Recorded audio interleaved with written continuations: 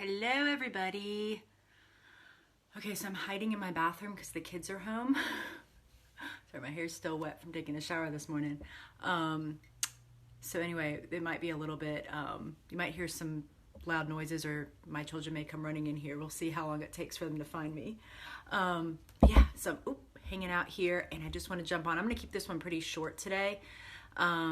But I did want to go over a couple things and touch base with you guys. First of all, I just want to say congrats to you guys. So many of you guys are doing so well and just seeing some really amazing results. And even if you're not seeing major weight loss yet, just I think the way a lot of you guys are thinking about things and approaching things, and even the language that you're using when you're talking about this stuff is really encouraging. So remember, how you think about it is going to make a big impact on your results. I'm going to get into that a little bit more as we go into this final week, which is crazy. It's flown by. But this next week, we're going to be talking a lot about like future focus and getting a little bit more into the brain and the mind and kind of how we can kind of self-sabotage ourselves when we're trying to do some sort of new behavior. It's sort of like sometimes we can start off really strong, but those old patterns can return really quickly. So, especially as we go forward from here, making sure that you guys have some ways to think about it that will continue to kind of support you as you go forward. Because again, it's so easy to kind of fall back. Hey, Sarah. So a couple things that I wanted to mention. One of the big things I want to talk about today is other people's opinions. This one is really, really tricky because what I think happens for a lot of us is that we think that when we are going to make this healthy lifestyle change and we're going to lose weight, that we're going to have a lot of support from people. And sometimes that's not the case.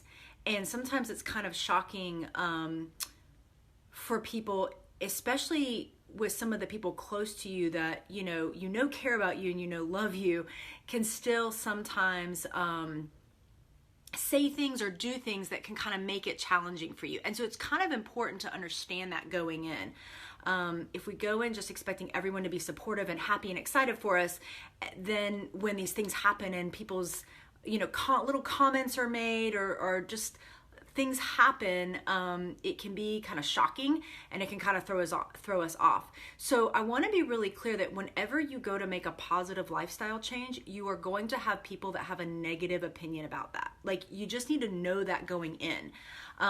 There are people that are going to judge you for that, and there's people that are going to project their own issues onto you. And I hear from a lot of you guys that struggle with this, and I get that completely, right? So like maybe you decide you don't want to have the dessert and someone's going to make a little comment about that, or like, oh, little Miss Health Nut now, or, just something like that can make you feel really bad because you're not trying to make anybody else feel bad by making your lifestyle choices, right? You're just trying to do something good for yourself. So that can be, that can just kind of throw you off your game a little bit. Okay. So the first thing I want to say about that is you really need to anticipate that people are going to judge you. Like, they're going to have negative opinions. They're going to say negative things. And I know that's kind of a bummer, but it helps just knowing like, yeah, that's part of the deal.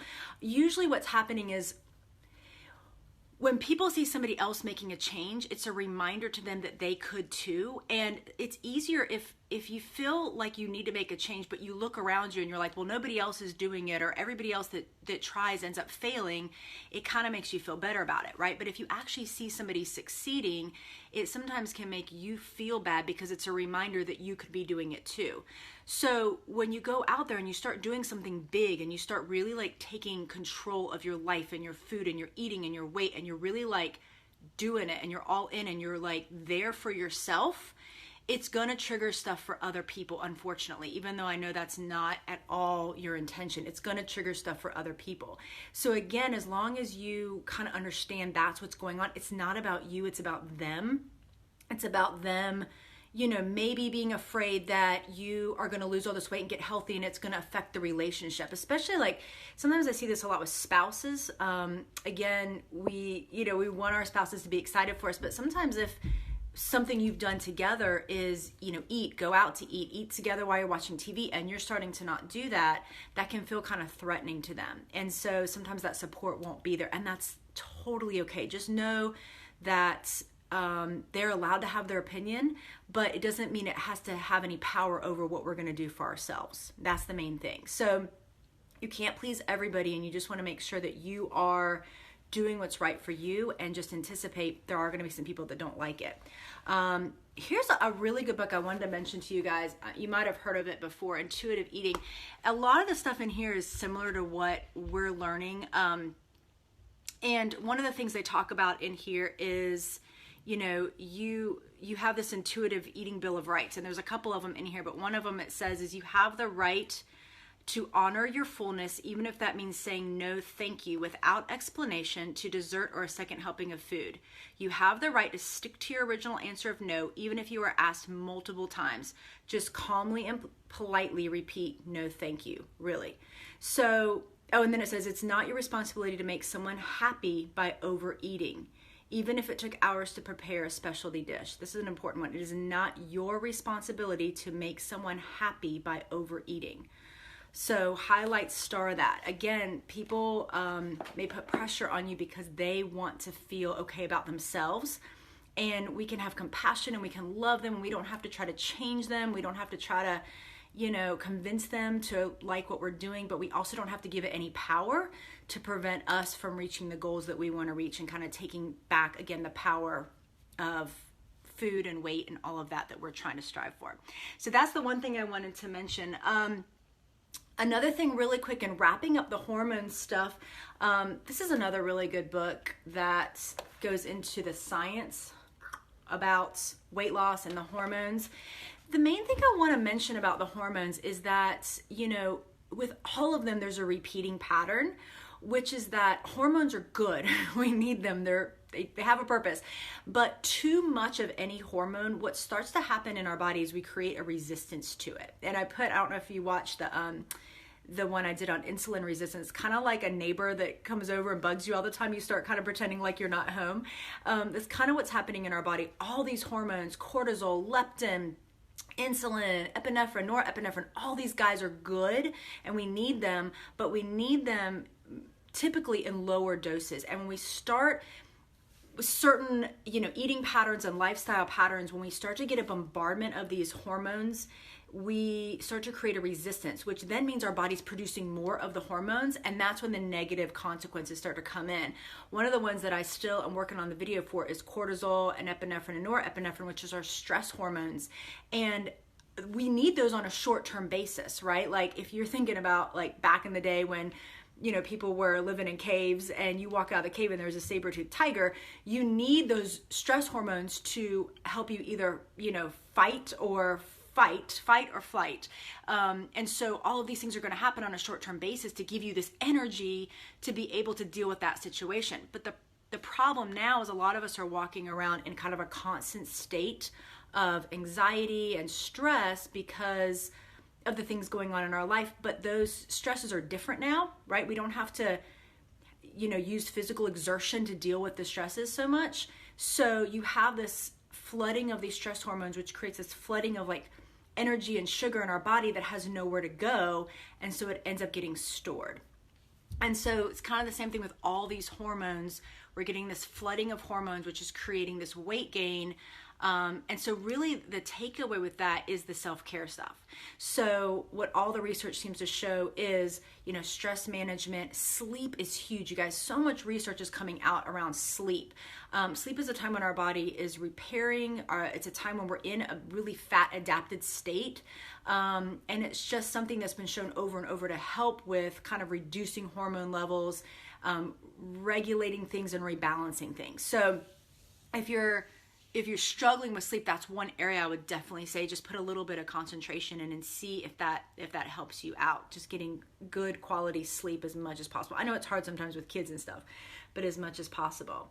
So that's kind of the hormone wrap up. So that's pretty much it. The other thing that I want to mention as we go into this last week is I put up a feedback survey, and I would love to hear from you guys and see, first of all, just get a little bit of feedback about the program. It's funny, you know, when you create something, and this is like, I'm 2 years in now of creating programs, you know, you always kind of start off with an idea of what it is and what you want to kind of give people. But then, you know, sometimes what it turns into is a little bit different based on what people need. So sometimes what I think you need and what you need is a little bit different. And so I really want to hear from you guys. What has been the most helpful? What are some things maybe you wish we had talked more about, or there had been more of an emphasis on? Did you need more like recipes? Do you need more like just real life practical examples of foods to eat, things like that? So just let me know in that feedback form. And then I would love if you feel comfortable giving a testimonial, especially about any like benefits or results that you've seen from doing the program, because I'm going to be actually launching another one after next week. So those testimonials are huge. So if you will take just a few minutes to fill that out, it shouldn't take long at all. I kept it really, really short. So just let me know what you've liked, what's been really helpful, anything I can do to make it better, and then just any benefits or results that you've seen. So that is it. And keep in mind, guys, you can schedule a mini session with me.